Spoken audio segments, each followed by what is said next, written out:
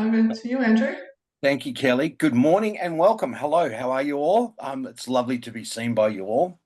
My name is Andrew Fairbairn. I am a 56-year-old male and I'm wearing a black polo shirt. I have very short hair and I have a going grey, fast, rapidly beard. I have been a below knee amputee for approximately 11 years. And I work for an organisation called Limbs for Life, which is the peak body for amputees in Australia. I work as a project coordinator, and what I do is I build peer support groups for amputees, either facing amputation or those who've had amputations. I'm co-hosting this event with Kelly Cox. Sorry, I apologise, Kelly Griffiths Cox. And I would like to welcome you back for another open dialogue. I want to begin by acknowledging the traditional custodians of the land which we gather, and I am on the land of the Whadjuk Noongar people in Boorloo. I live in a suburb called Girraween, which is 12 kilometres north of Perth, and that means place of flowers. I recognise their continued connection to the land and waters of this beautiful place and acknowledge that they never ceded sovereignty. I want to pay my respects to all elders, past and present, and any First Nations people here today. Kelly. Hi, everyone. As Andrew said, I'm Kelly Griffiths Cox, and I'm part of the team here at the Disability Dialogue, as well as being the co-host today. I've got long, straight, just below my shoulders, brown hair. I'm wearing a brown shirt. I've got glasses with black frames. I'm sitting in my powered wheelchair, and in the background behind me is a window that's probably a little bit bright and a TV on a off-white coloured wall. And just in case anyone is wondering why we do visual descriptions of ourselves in these events, it's so people who are blind or have low vision or just for whatever reason can't see the screen know who is speaking and a bit about what they look like. So it just helps people have a bit of a visual. And for us, it's a part of making events and meetings as accessible as possible for everybody. And I'm joining you today from the Bundjalung Nation in Ballina in northern New South Wales.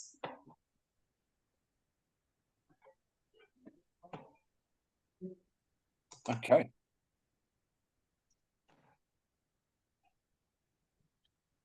Thanks, Kelly. For those of you who have not been to one of our dialogues before, welcome along.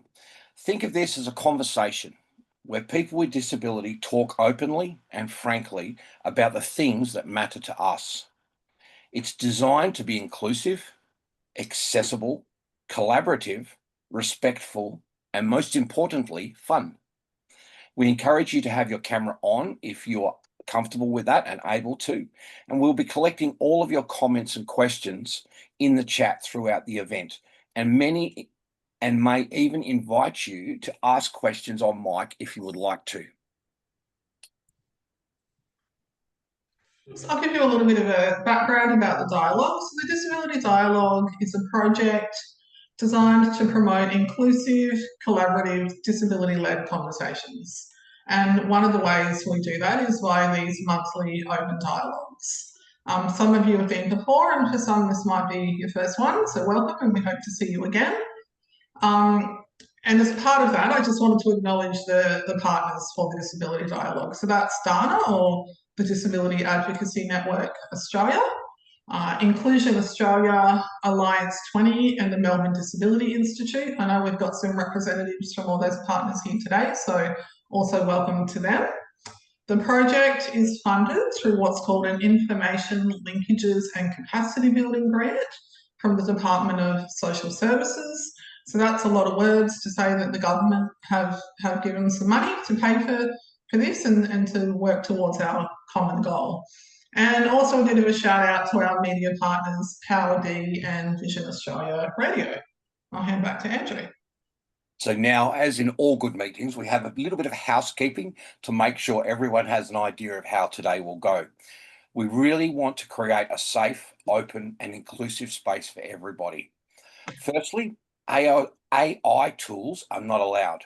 We know that can be a useful tool for people with disabilities, but not to worry. There will be a transcript uploaded to the event page shortly after this event is over, and we'll send it to you all via email.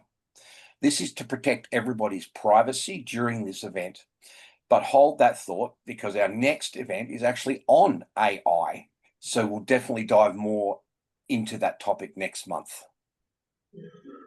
And secondly, you might hear Andrew or myself interrupt speakers as we're going, and sometimes that might seem a bit rude or awkward, but it's part of our job as the co-host, and because we need to make sure that we stick to the time so everybody gets to speak, and to make sure that we get to hear from people watching and answer their questions and stuff like that as well. So just know to expect that if that happens, and we might also interrupt people, and I'm certainly open to being interrupted myself if they speak too fast. Thanks, I do Kelly. that, so feel free to ping me when I get too excited and too fast. Absolutely, because sometimes when we get excited about things, Kelly, we start to get faster and faster and faster, and then the Auslan interpreters will go, it's like, oh, so we'll slow down. If you feel that we're going too fast, please tell us, and we'd be more than happy to slow down. And nervous. I get a little nervous sometimes and I speed up. Absolutely, absolutely. And last but not least, there may be some stories or topics that come up today that can be really distressing for people. We are talking about today, particularly a very emotional subject around weather and weather incidents. So please take care of yourself. So, we're going to get the links put up in the chat for resources that can provide support if you need. So that's it for the housekeeping for now. Thank you all for joining us. And I'm going to hand back to Kelly to introduce Carly. Thanks, Andrew. So now I'm going to introduce you all to the Director of the Disability Dialogue, Carly Wallace. So Carly will, over to you. Hi, everyone. Thanks, Kelly, and thanks, Andrew. Hi, everyone joining online, and I see some watch parties as well. So hello to everyone joining and all of our partners as well. My name's Carly Wallace. I'm a Duggalbara Yidinji woman. So I'm an Aboriginal woman from the Atherton Tablelands from up near Cairns. But I live in Brisbane and would like to acknowledge country here and elders past and present. In Brisbane, it's known as the Turrbal and Yuggera people, and acknowledge surrounding people around. So I'm the new director of the Disability Dialogue. So that's just a fancy way of saying that I'm in the background helping to make all of this happen along with everybody else. So I am really looking forward to today's topic as someone who comes from far north Queensland, where we have cyclones every year with crocodiles and floodwaters. And how disasters can affect all of us in our communities. So really looking forward to the discussion. Would love to hear from all of you as well, either today or going forward with the Disability Dialogue.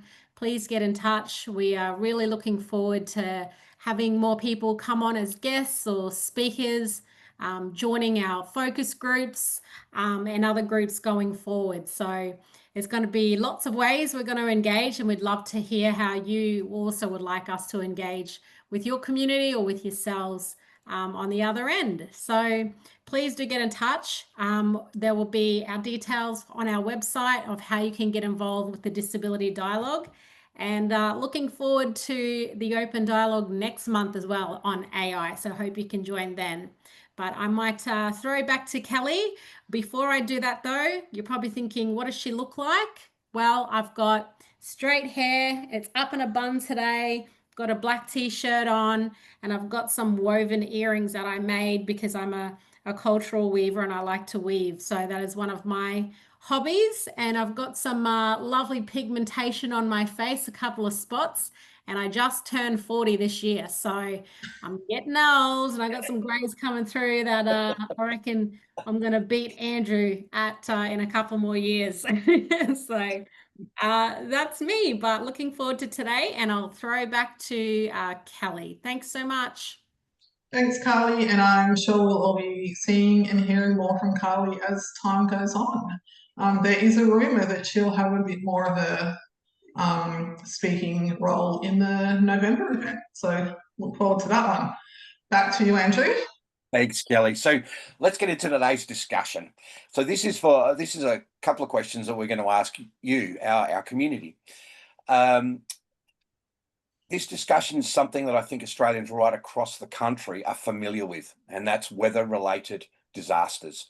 So weather-related disasters are things like floods, cyclones, droughts, heat waves, or bushfires.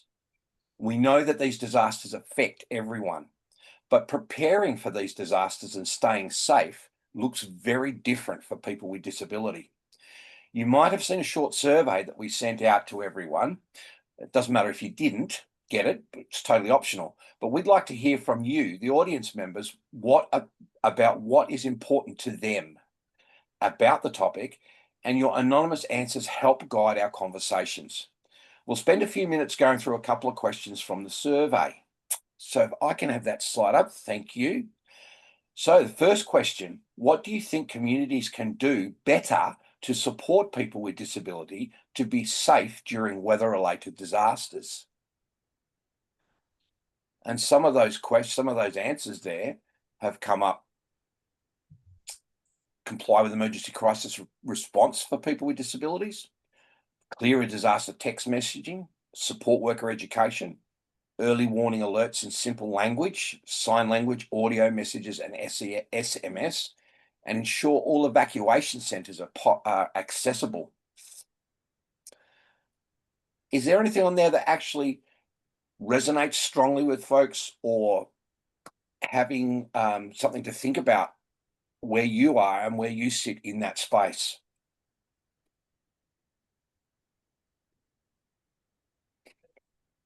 Yeah, let us know in the chat if you've got thoughts Yeah. about different things. And then we So might go to the next slide.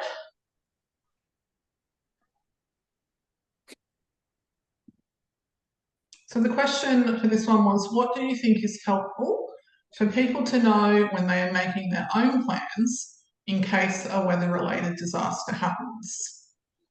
So some of the answers that we got to that question in the survey was that people need to know where to go and what to do. People need to know what their level of risk is for different hazards. People need to know what resources are available and being honest in appraising their own resources. Leaving early despite your home being better suited for your accommodations.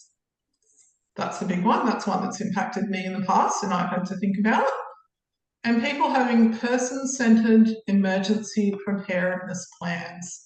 There's some pretty big words in that one, and that's the official term that people like the government and people that do emergency responses use. But it's just saying, have you had a plan? You know, do you have a plan and have you thought about it and what you will do and who you'll contact and stuff like that? Yeah, that's great, Kelly. Thank you. I'm just reading the chat here, and there's a couple of folks who've said things like easy read documentation, which is an important part of that as well. And there's a couple of organisations that are putting together go packs and even an emergency preparedness app to share to ensure that people are ready for an evacuation. So that's fantastic. Thank you for sharing that. That's a good idea. And I think one of the things we'll talk about later, Andrew, is what is an emergency? How do we decide when something's an emergency? Because that's not a thing that everybody inherently can assess. Absolutely, 100%. Absolutely. So one of the other questions that we asked was, what is the biggest challenge for you in preparing for a weather-related disaster? And I think the number one answer there would be, I don't know where to start. And that's something that we definitely need to do a lot of work on, and how this works. Not knowing where I'll be at the time of a crisis, that's another really important one. Accessible and reliable transportation options are very much so a very a big challenge for folks who rely on transportation to move them around. The reality that the areas facing the highest hazard rates are also concentrated areas of low resources. I think that that's a very important point in this, that we need to work out where we resource things to make sure that people are going to be safe. And then someone has also said many shelters and safe routes are not wheelchair friendly. And that is something that's coming up in a lot of conversations around Australia at the moment around those particular evacuation centres. So thank you for sharing all that information with us. It's really important, and that's helped us guide what we're going to talk about now. So thank you to everyone who took our survey. And now I'm going to hand over to Kelly, and she's going to bring up our first panelist. Thanks, Andrew. I'm going to introduce everybody now to Jonathan Tracy, or otherwise known as Jono. Jono and I know each other. We both live in northern New South Wales together. We're not together, but in the same town. Jono is going to talk to us about his experience of the 2022 floods in Lismore. He was visiting family when the water came, and his actions led to his whole family being rescued. When he's not saving his family, Jono likes to go for walks, ride his bike, swim in water that doesn't have any sharks in it, and he works as a gardener 1 day a week. Jono has Anthony with him today. You can see both Jono and Anthony on the screen now, I think, and I'm just going to hand over to Jono and Anthony to do a quick description of themselves, and then we'll jump into it. You can go first.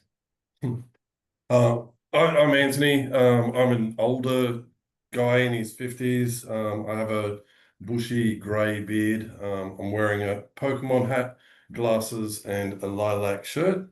I'm here to just offer some support for Jono. I've known him for many years now. My name is Johnny Tracy. I got curly hair, I got white skin, and a scruffy beard. Excellent, thanks guys. So Jono,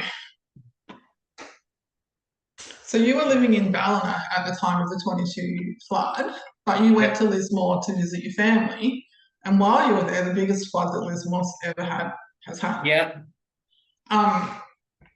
Because Lismore floods all the time, but that was a really big one. And so like I said, Lismore floods pretty regularly, and you were in a house that was on stilts. So that means the house was up off the ground already to allow for flood water to come and the water not to come into the house usually. Yeah. But this time the water started coming into the house.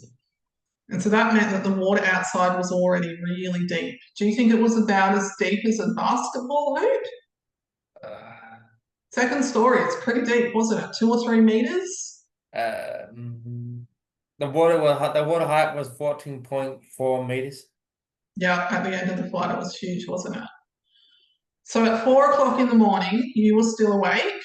Yeah, because I couldn't sleep, too much Couldn't noise. sleep, and the water started coming in the house. Yeah. Do you want to tell us about what happened then? What did you do? What were you thinking? Well, I realized what was happening, so I woke everyone up because everyone else was asleep. So I told them what was happening, and and then we just went from there. Yeah. So everybody got up, and then was the water coming in fast or slow? More or less, depending on it was coming in. I'll say fast. Coming in fast. So then what did you do? Then everybody's awake and then everybody's getting a bit worried. Yeah. Does everybody in your family have a disability, Jono? Yeah. Yep. So we've got a house and there were 5 other people with you, or 6?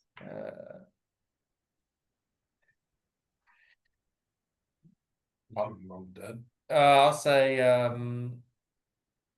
was me, there was my mum, my dad, my sister, and my brother. Yeah. Yep. And so the water started coming in, and did you think, gee, I better ring somebody for help, or we better get out of here? What did you do? How did you make your next decision? Well, I called Karina, I did. You called Karina? Yeah. Yeah, I was on the phone for 6 hours straight. You were on the phone with Karina for 6 hours because you actually had the forethought to charge your phone the night before, so it was good. You could be on the phone for that long. Yeah. So you ring Karina, and it's really early in the morning still, And then do you want to talk to us about what you and Karina talked about and the kind of plans you made and the things that you did? She was talking about what to do in the situation and how to prepare and what can I do in the situation. Yeah. And what kind of things did you do? Just saying, calm down, relax, get your family on the kitchen benches. Yeah, so that's what I did. Yep, get your family on the kitchen bench. And could your family easily get up on the bench? Was that a quick thing where you just said get on the bench and they all climbed up That was there? well, there's water everywhere, and no, it was a slow process. How deep was the water when people were getting on the kitchen bench? The kitchen vents were definitely underwater. The benches were underwater. Do you think it took a couple of hours for you to help everybody get on the bench? I don't know. It'll all happen very quickly. Happened pretty quickly. So then everybody's on the bench and the benches are underwater Yep, and the water's still getting higher. yep. And then what happened? What did you do next? Well, try to keep everyone calm and relaxed, and yeah, and try and call out for help. Yeah. So you had to go. Did you call for help from the kitchen or did you go outside to call for help? Well, that was a bit of a stitch up because when I tried to call for me, I had to go all the way to the front of the building, and then when I opened the door, you can see more water rushing in, right? Yeah, and that made the water rise faster. Yeah, and I can see all the boats, right? Yeah, Yeah. So that so part. how high did the water get when you opened the door? I'll say a couple of meters higher. Yeah. Where was it up to you? Yeah, shoulders. Yeah, Up to your shoulders. So you were standing in the doorway in shoulder deep water on the second story of the building. yeah, And what did you do then? You could see the boats. yeah. And did you wave at the boats or call out to the boats I'll say I did it in a negative way. in a negative way? Or did you do it in a way that you got a bit angry, didn't you? Because they weren't coming. Well, I asked, can you please come over here and help us? And they said they get on the roofs, right? But the chance of something actually getting on the roof is very, very hard, not simple. Yeah, I mean, people had trouble getting on the kitchen bench, so telling you to get on the roof.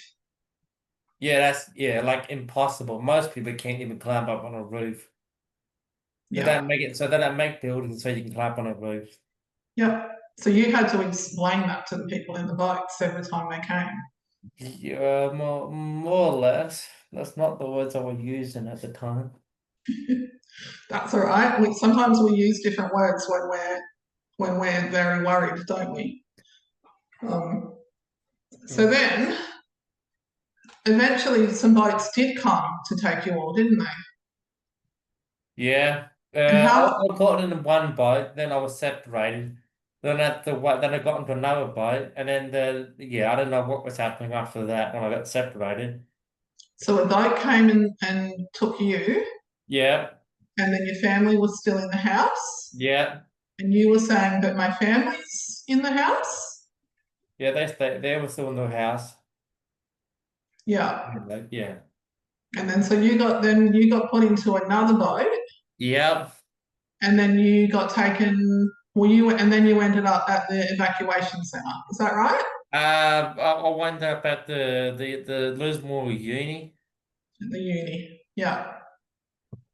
And so you and Karina had not been on the phone for a long time then because your battery went flat.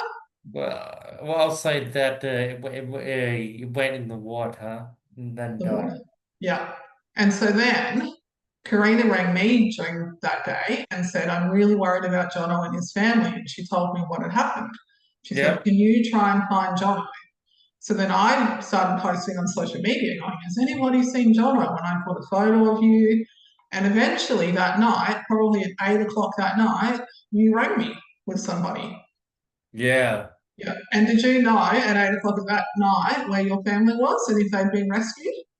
No, I did not know. You had no idea, did I you? did not know until Donna told me. Yeah. You know, Donna, yeah. Yeah.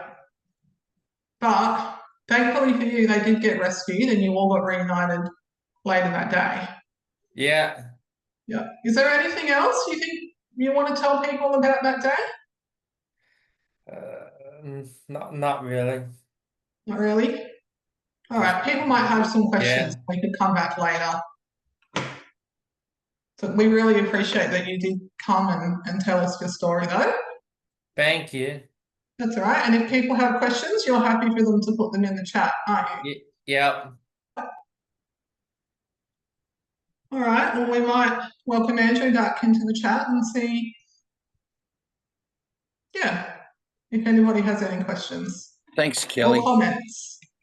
Sabrina's got a question for you, Jono. She'd like to know how you kept yourself and your family calm.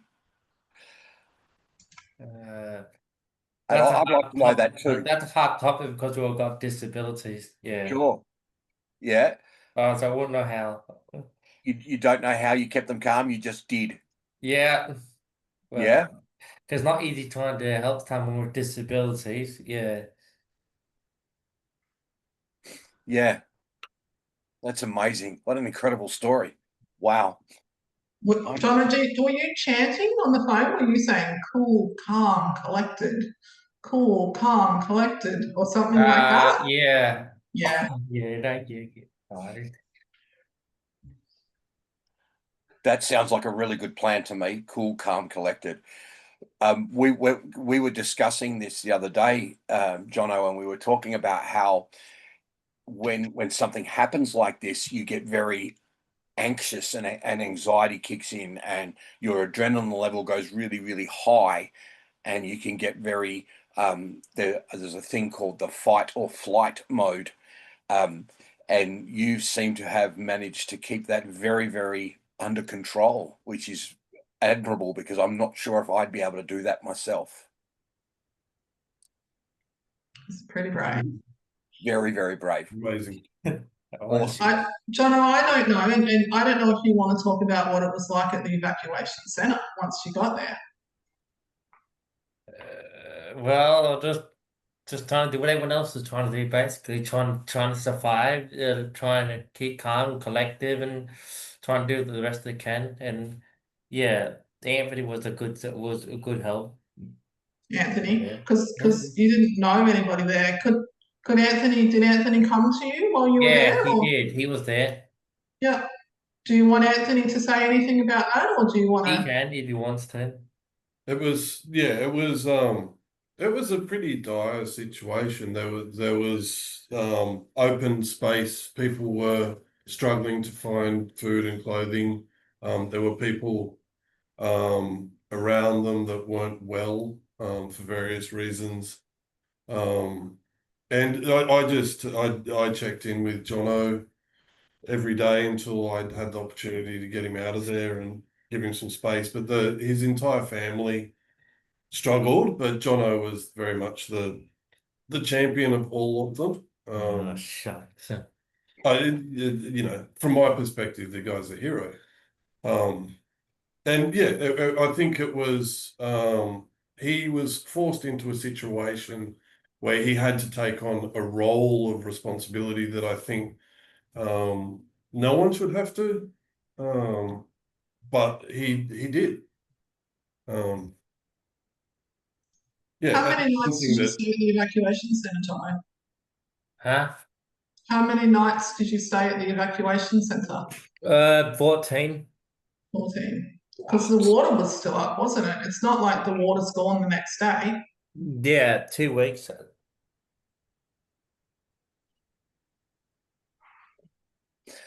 Your family's pretty lucky. Grace White's asked a question of you, Jono. She would like to know, and she puts a thing on here to say that you don't have to answer it. Only share if you're comfortable. Did you get offered any extra or new services afterwards to support you with how you were feeling? There we go.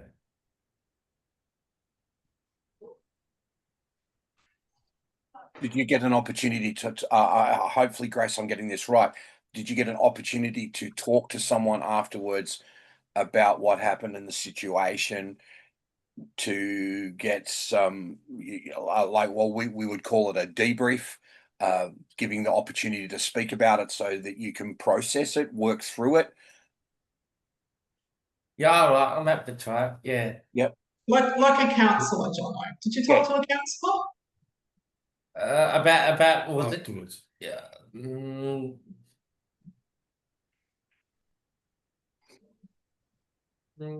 Yeah, I had a counselor, but I can't. Yeah, I think her name was Danielle. Yeah, that's right. Her name was Danielle. Yeah. She was nice. Yeah, And support staff. yeah, that too. So he did Yeah. have access to support staff afterwards, but Yeah. mostly it was through social and support networks as opposed to direct counselling, psychological support. Yeah, yeah. How do you feel when it rains now, Jono? The one. How do you feel when it rains now? Does it worry you, or you kind of you've talked it out and you know? It will. I can hear when the rain's outside, but I know I'm in Darwin, so I know and not Lismore, so I know it's not going to affect me. So yeah, not as much, I would say. Yeah. There's another question from Lisa, and she asks, Jono, were people at the evacuation centre able to bring their pets? And what was it like staying there for 14 days? Well, it was different, right? But it was nice. Yeah. Yeah, I can't say there were pets there or not, but I think there was pets there. Yeah, yeah, Yeah, people had their dogs. yeah. Okay. Were they assistance animals or were they pets? I can't tell the difference. They were pets. They're pets. Okay. Okay. So because that's very different in Western Australia, where I live, in evacuation centres, you can't take pets into an evacuation centre. You can only take assistance animals. Yep. So different states, obviously different rules and regulations. But that's really interesting. I wonder too, Andrew, and Anthony might, as a Lismore local, might know a bit more about this. Although the evacuation centres were set up prior to the water, Lismore's very familiar with floods, Yeah. and nobody really expected it to be as high as it was. So lots of people would just stay in houses like the one that Jono was in, that's up on stilts. You could get 3 metres of water through the town and they'll lose power, but they've got their pets inside and they're prepared and ready to go. Okay. This one was very different because the water just got so high, and then what people call the tinny brigade or the tinny army civilians Yep. in their tinnies going out against advice by the authorities in the early stages. The police and SES were saying, please don't go. Luckily, they didn't listen because I think there would have been huge loss of life if they didn't do that. But people got rescued and took their pets, and I think at that point the evacuation centres had no choice. People and pets were there. Yeah, the community came together and supported everyone. They Okay. did. Yeah, Yeah, there was well- absolutely a point where policy was no longer relevant, and it was purely about Survival. making sure people are okay. That's Heavily improvised. and that really is an interesting topic. We could develop that as another topic, Kelly, later on. How policy actually doesn't work in situations where an emergencies happen and what you do about it. So policy sometimes doesn't actually address that very well. So that's really interesting. Joseph's asked a question. Post the flood, Jono, did it take a long time to get back to a normal routine? And have you made any changes after going through this? You can say something. Well, how long do you think it took for things to get normal again? I'll say a year. Yeah. That's a long time, but I ask these questions. I'm very, I have never been in a situation like that. We don't have floods where I live. We have bushfires, but we don't have floods. So I cannot imagine what that would have been like at all for you and your family. So thank you so much for sharing that story with us. And I think it's generated a lot of interest on the chat. And we really appreciate you sharing it with us, Jono. Thank you so much. Thank you. I do appreciate it. And just because Carly's mentioned it in the chat that she went to Lismore not long after the floods, and Jono mentioned earlier that the water was 14 metres deep.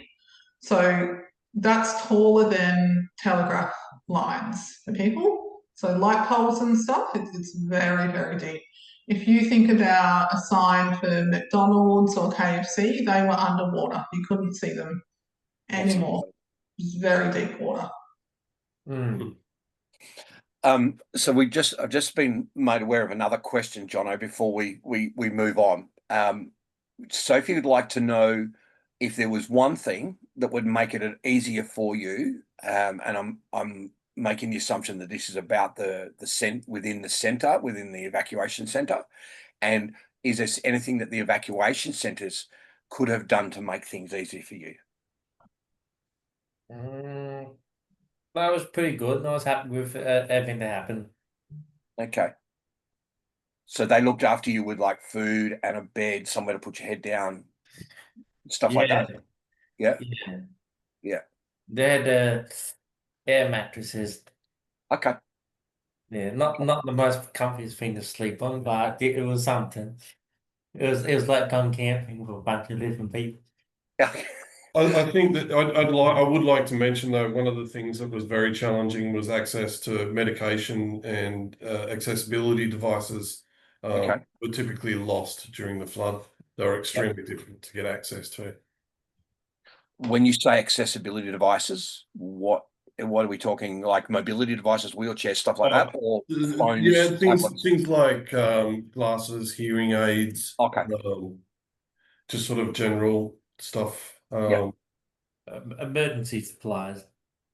Nothing. Well, yeah, things that people rely on every day just to function better. Yeah.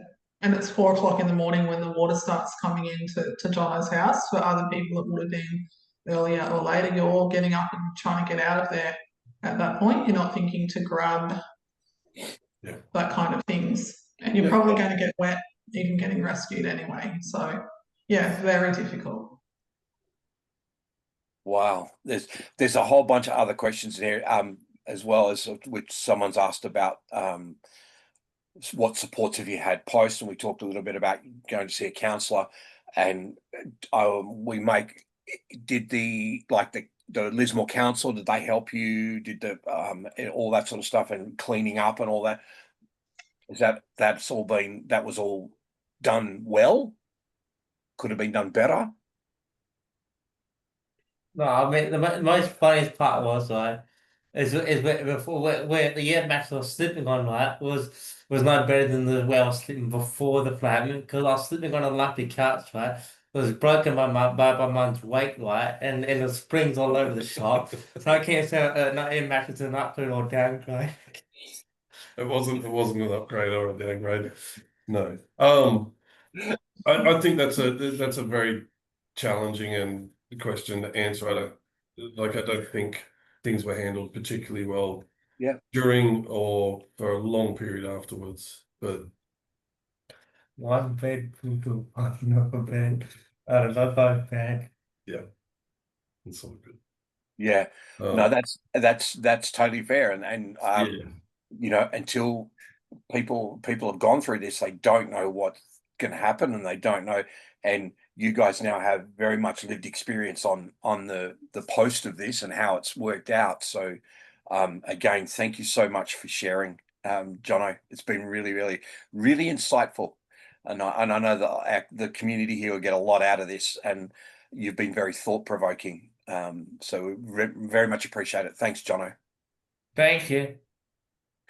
Okay, keep the comments and the questions coming in the chat, and we'll if there's things in there that we'll send them on to Jono, and Jono can answer them, and we just continue this conversation and keep it going, because this is really about a conversation that needs to be kept going. Because it's not only we don't only work here in Australia, but our whole community around the world can and are affected by natural disasters. As I said, in Western Australia, where I live in Perth, we don't have floods here, but we have really, really bad bushfires. And up north in Western Australia, they have both floods and bushfires. So wherever you are in Australia, natural disaster can and will affect you in some way, shape, or form. So keeping those communication channels open is very, very important in this. So our next guest comes from, I believe she's actually not going to be here, but we are going to, because she lives in Vanuatu. Now, we're going to put a slide up to show you where Vanuatu is. And so where you guys are in New South Wales, and Vanuatu is 2,500 kilometres to the east of you. And we're up in Perth, we are 5,500 kilometres from Vanuatu. So our guest was to be Nellie Caleb. Nellie is a disability rights activist and advocate. She is the former co-chair of the Pacific Disability Forum and is currently a board member of the International Disability Alliance from Vanuatu. And she's national coordinator of the Vanuatu Disability Promotion and Advocacy Association, known as DPA. She champions disability inclusion in disaster preparedness, accessibility, and policy in the Pacific region. So we were going to ask Nellie a whole bunch of questions about how things are done in Vanuatu in that particular setting. And as you can see in that map, where Vanuatu is right in the middle of the ocean. So they have a whole plethora, a whole different, they're subject to a whole different lot of challenges than we are. And one of those particularly that I know, I've actually met Nellie, is typhoons and hurricanes, and then tsunami, which is big waves. So I was really, really keen to have Nellie on, but she at the moment there is in Vanuatu there's a lot of instability in their internet networks. So, and we haven't actually heard back from Nellie for a few days, so we don't know. We hope that she's okay. We do know that there's a massive storm brewing up off in Hong Kong, and that may have affected further out towards Vanuatu, where they are. So we sadly are not going to have Nellie online today, but we are going to put in the chat a link to a really interesting podcast that she was involved in, and I would encourage you to have a listen to that podcast, and it'll give you a really good idea of what happens in an island, a very small island like Vanuatu, and how they work with folks with disabilities in the disaster risk reduction space. Thanks, Andrew. So, yeah, I'm sort of sad that she's not here because I was really looking forward to having a chat with her. But anyway, so Kelly. Yeah, well, it's a shame that Nellie wasn't here, but it did mean that we've got a little bit of extra time with Jono, which I think is really welcome as well, and perhaps we can get Nellie back in the future. But it is time for a 10-minute break now, so we might take that time and go and grab a cup of tea or get some energy out or do any of the things that we need to do, and then when we come back, we have another guest to speak to us, Joseph. And Joseph will talk to us about what it's like for Aboriginal and Torres Strait Islander people in disaster or bad weather events and some of the work that he does. So we'll see you all in 10 minutes. Hi, and we're back. We're back. There's been some really good comments and questions in the chat. Thank you for that, and keep those going. Keep that conversation going. I want to do a bit of a shout out to Bev for a question at the watch party at Minda. Can you guys put your camera on so we can say hi? If you're happy to do that.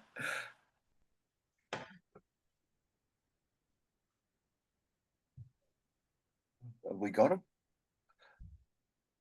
Hi. A watch party. That's awesome. Love it. I love it. That's so. Bev, the question that you asked about how would people with disability be able to get out of flood waters and fires? Look, that's a very what we'll do is probably we can get some information sent to you. It's a very long conversation that we can have about it. We'd be happy to send you some information on what we know and how that works. Is that okay? Beautiful. Thank you. Really appreciate it. Really appreciate it. So next, we're going to have a chat with Joseph Archibald. Now, Joseph is a proud Gamilaroi Gumbaynga man.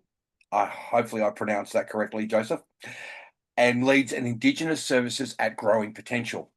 He works as a service provider to help Aboriginal and Torres Strait Islander people with NDIS supports and more. Joseph, thank you for joining us today. Please say hello and give us a short visual description. Thank you, Andrew, and thank you for everybody that's present. Guess I'll start with a visual description of middle-aged male, a stubble beard, and short black hair with my brown skin complexion. Kind of summarizes me. A grey shirt with our Indigenous artwork present, which is our service shirt. Thank you for the invitation. I'd firstly like to thank you for the invitation and thank you the Working Party and the stories that have been shared already. I've learnt so much just through the conversations and questions that have already been a part of this session. And a very heroic story from Jono. So my input is, I guess, an opportunity to share some perspectives from our involvement in, I guess, related to the topic of extreme weather or associated events. Definitely not firsthand to the level of Jono, but hopefully some perspectives that can positively contribute to the conversation, and hopefully, as I've taken out of other things that have been shared in the comments, as well as the conversations, that if there's something that anybody can take away that might add to their thinking in and around this topic, then it's been worthwhile. Firstly, I'll acknowledge country that I'm sitting on.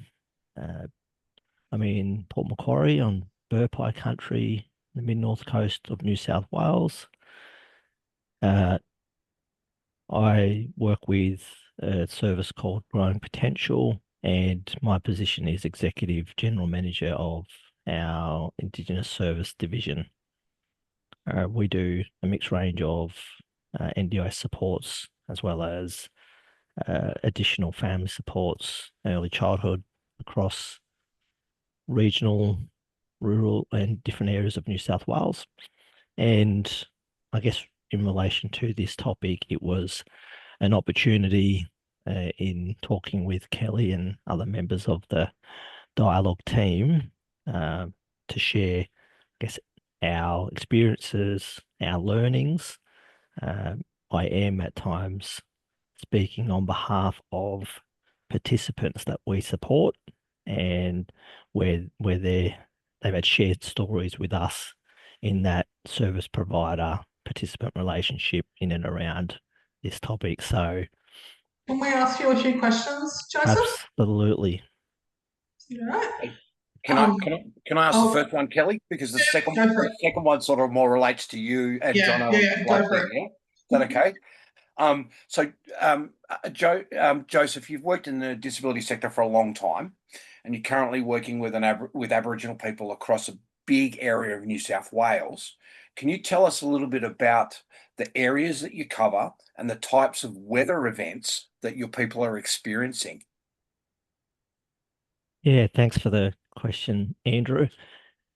So we have a mix of I guess regional areas where the mid-north coast, especially some parts of north coast, upper end of the Hunter, and then inland tablelands. So it's around the topic of emergency events. It can vary really quite significantly. So on the mid-north coast, we've had a number of significant flooding events in the recent times. People would have seen the Taree floods were the most recent event in this specific area here. Going back pre-COVID, we had the significant bushfires, which really impacted this area. And in talking with the team and Kelly around kind of what defines, within this topic, the umbrella of, extreme weather events is it's not just the largest of events that actually meet the criteria of a designated natural disaster, but it's also reflecting on when extreme weather can impact people in ways that are still significant without, I guess, the defined, label attached to it. So I guess it varies from, for us, drought and heat waves, even things throughout extreme winter conditions, cool, and for us, it's been about reflecting on our learnings throughout this experience. And when events have occurred, we've learnt the most by reflecting on what we weren't prepared for. So a lot of, I guess, the conversations that are most valuable to share is when we've gone to an event, what have we learnt around people we support, but also our role as a provider, and then reflecting on what can we do better, what are our opportunities to learn and adapt and be able to better support the people that we work with in preparing for future events, especially as we know the reality that they're becoming more frequent. The impacts are significant, and that it's something that we know are going to continue on more frequently into the future. So, Joseph, do you have some practical examples of what some of those learnings were and things that you've maybe put in place or plan on putting in place? Absolutely. So a big one for us, and a lot of the things that were shared already in the comments, talking from the context of specifically, working with Aboriginal communities and individuals and families, is the overlay, the cultural overlay that may be slightly different or need to be considered to have an effective person-centered response. So things like historical distrust with the key emergency services was a big one that, is a reality that can be, if it's not on the radar or it's not part of a plan, can really significantly increase risk. So primary services in emergency that large sections of the Aboriginal community do not have a positive relationship with can be the primary ones in emergency police, SES. On the mid-north coast, the services that primarily were manning the emergency evacuation centres were child protection workers. So that meant that our families weren't comfortable to access the the emergency evacuation centres because the workers that were there, and it wasn't obviously a deliberate thing, but trying to navigate and encourage.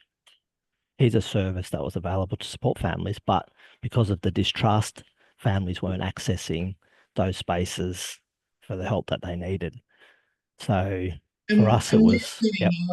Don't we, Joseph, that distrust in even accessing disability-related supports exists. So there's a big layer of trust needed for families to go to somewhere like the NDIS and say, my child has a disability, and maybe to talk about the ways that life is sometimes harder than it is for other people related to that disability, because there's that fear that of what if child protection come and make assumptions based on historical acts and things like, the stolen generation and stuff like that.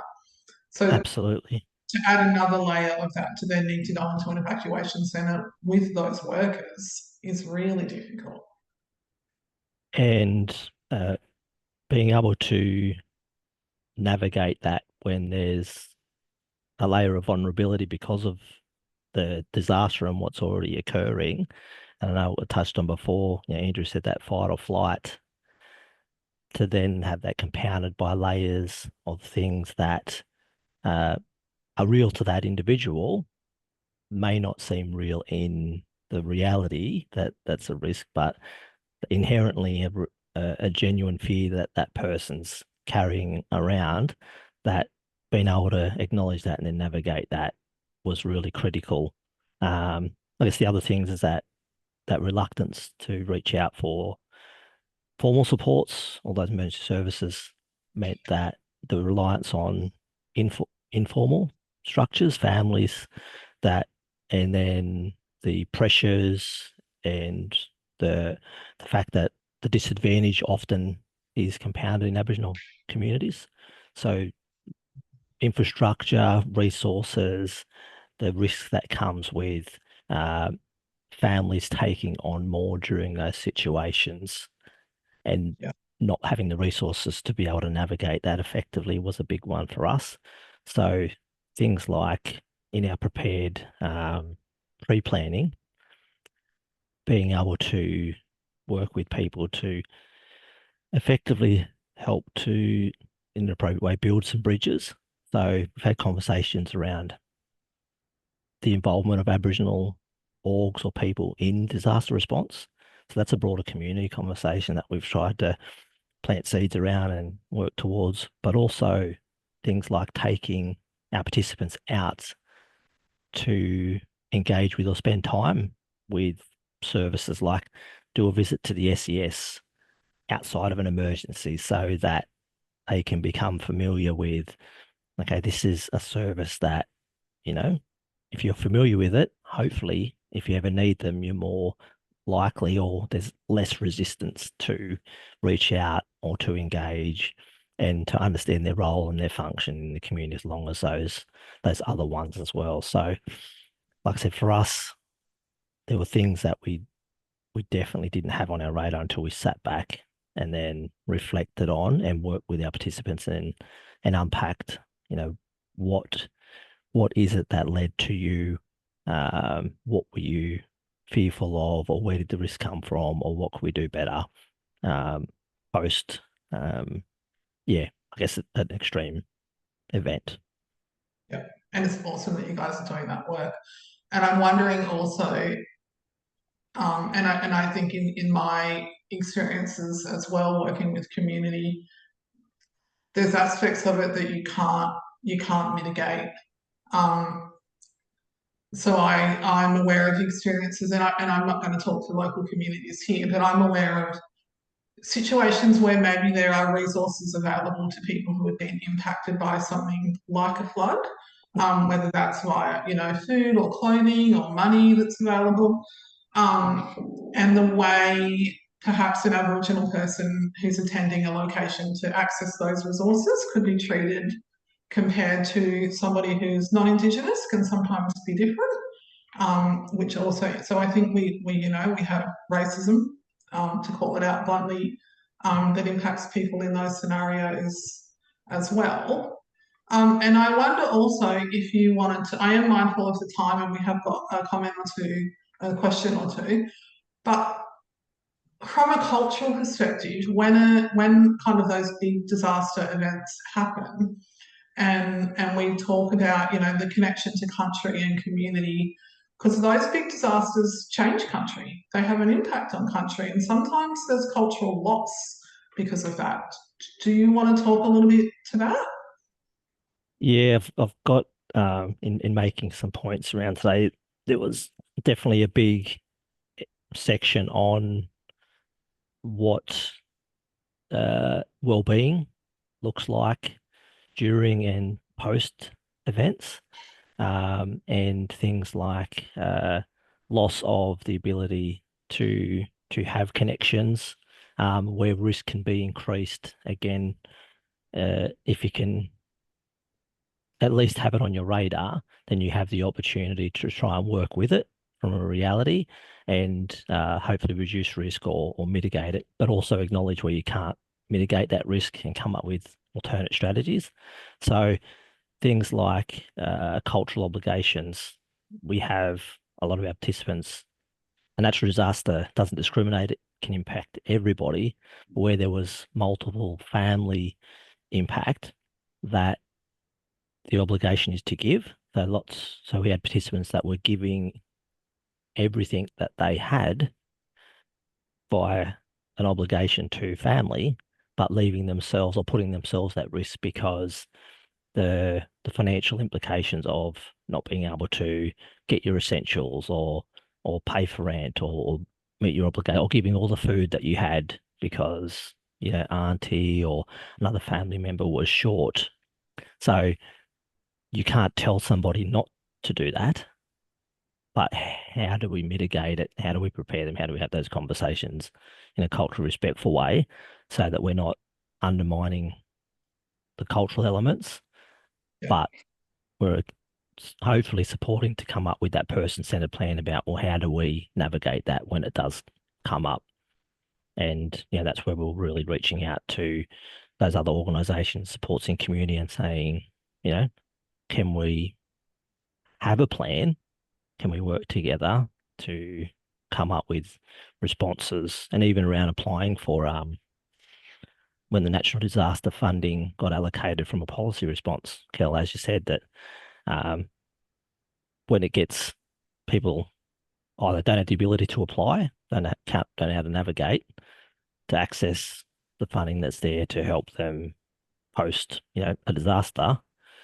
So having that infrastructure, having resources, being able to engage people, and then if it gets rejected, being able to navigate those service systems on behalf of people so that they don't go without that service that's actually there to help them through that disaster. And that's not always easy for anybody, but the compounding impact can be really quite significant in other areas if it's not accessed, through those pressures of, loss of housing or, becoming unwell. I know Andrew touched on, Jono's story touched on essential things like medications and, the essential things that you need for daily life, become so critical in planning. One of the things that we learnt with the floods also was things that you take for granted around property and environment. So better strategies to deal with mold, or when it's extremely cold, people can't afford to run a heater all the time. So because that creates another issue, they end up with an electricity bill they can't afford. Things like staying cool, they don't have an air conditioner. So being able to have strategies to how to help them deal with when it's extremely hot. So things like helping them have things around their home, dehumidifying, keeping frozen bottles of water in the fridge, going and having a cold shower, having that personal plan for them to be able to mitigate their environments to reduce risk or to be able to adapt to keep themselves safe within their means. And that was the key point from us, working from the reality of the individual and working within their means, not developing plans that may sound practical to some, but don't let the individual, use your air conditioner or use your heater, go and, run your, jump in your car and, go to somewhere. So I'm going to jump in, Joseph, with my Yeah. host duties reluctantly to go. We're pushing it for time. Yep. Yeah. And I think there are a couple of questions in the chat, so I'll let Andrew There's actually those. quite a few. And just mindful of time, we do want to be able to bring everybody back and have a bit of a good chat. There is quite a few questions here for you, Joseph. So I think what we might do, Kelly, is we'll if and Joseph, if you're okay with this, we'll get a transcript of this for you, and then you can answer the questions, and we can put it out to the whole group, because there's a whole bunch of stuff in here, particularly talking about someone's asked if they could get a plan, a template written up on how they can become more culturally aware and how that works as well, to do better. I mean, they're not sure where they can start. Carly has brought up a really good, interesting thing around the Koori Mail and how an Aboriginal service has worked with a local community during the Lismore floods.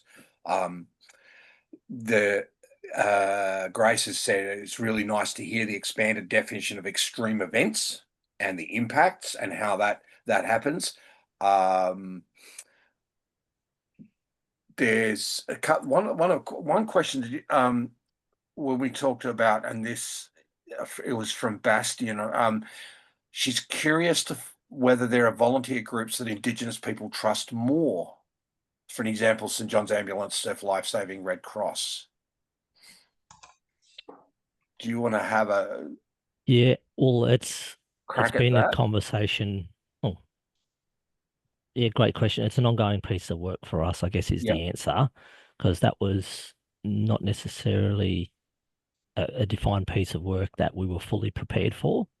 So it's a conversation that keeps growing for us around,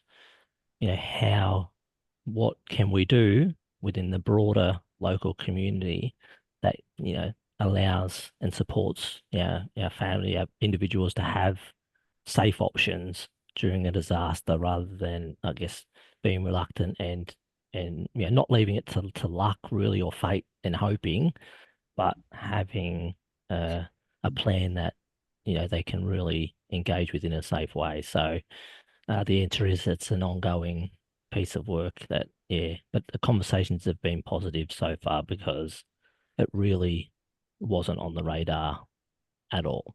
So we're encouraged. Yeah, cool. Thank you. Thanks for that. Really appreciate it. And on the topic of resources, Lisa has shared her email address, and she's got some resources that they've been working with, but she's happy to share them as well. So I'll leave that up to the team, the dialogue, disability dialogue. We can work out how we can share that with the folks, Kelly. Yep, for sure. And I might take the opportunity to invite Jono back as well. So Joseph will stay and we'll continue with questions if anybody's got them. So questions for Joseph, questions for Jono, Andrew or I, if that's your vibe. Prefer not. Me too. But yeah, and to take, because I know that we are getting towards the end of time and people will start having to jump off soon. So I also just really wanted to thank everybody who came today to listen and for their questions and contributions. And again, big thanks to Jono and Joseph for sharing their story. And can I also just really quickly acknowledge that because Nellie was unable to make it, the event did become a little New South Wales centric. So I wanted to acknowledge that it wasn't intentional. We thought we were going to be very flash and have an international perspective as well, and unfortunately it didn't happen. But yeah, incredible contributions from Joseph and John. I'm far enough away, aren't I, Kelly? That's true. Andrew's in there. No, it's been really good. Thank you. So there is a question in the chat. I just get back to that one second. So I also want to say thank you to Jono and Joseph for sharing really, really interesting stories. It's been a really good conversation, And, you know, hopefully we can continue this conversation. And like many of the topics of the dialogue, we could talk for so much longer. We could sit here all day talking about this stuff. So really appreciate both Jono and Joseph for sharing with us today. Thank you. Andrew, before you jump in, Yep. again, Kelly, Yeah, go for it. I just wanted to check, Jono, is there anything else that you wanted to add now that you've had a little bit of time to digest the questions and conversations? No, unless Anthony wants to say something. Oh, You're following that. Excellent. All right, there might be some more questions for you anyway. I'll let Andrew have a look. Thank you. no, I don't have anything else, Kelly. There is a question in the chat from, I think, let me see, Lolita, around the NDIS having an emergency services funding category only when accessible when needed. I think that that's probably a very much a wish that will never happen, but they are working with a to build a better understanding of emergencies and disaster risk reduction in Australia. In the background, they actually do have a team working on that as we speak. I have been in conversation with them in the past, and it's just, as Joseph quite eloquently put, it's an ongoing conversation and it takes time. So thank you for those questions. I might, on that note, go back to Joseph, if I could, because I really didn't want to interrupt the role that you were on, Joseph, but I think that's a good segue. As you were talking about the practical ways that you guys support people, and often that's you're the NDIS service provider in their life on many occasions, not always, but the NDIS don't fund the types of things that you're talking about. You know, if people have to buy bottled water, that's a cost. If you don't have a lot of extra cash, that's money that you might not have, and that you guys as an organisation might then need to pay for. So I wondered if we could talk a little bit about those gaps. Yeah, spot on. And it's huge. I know I read in the comments, you know, someone made a comment about being able taking the burden of pro bono, you know, expenses or costs related to some of this work. But for us, it was a healthy conversation around where can you be proactive, and that's the reach out to the broader services in the community as well. And hopefully people that want to be a part of the conversation as well and feel it's important finding that. I know one example here is our local Aboriginal Land Council started keeping frozen meals away and within their service for, you know, emergency situations or examples where people don't have, a shortage may occur. But sometimes there is no easy answer, but a necessary decision needs to be made because in the families and demographic, you know, the Aboriginal community that we work with, lack of resources is sometimes the biggest hurdle.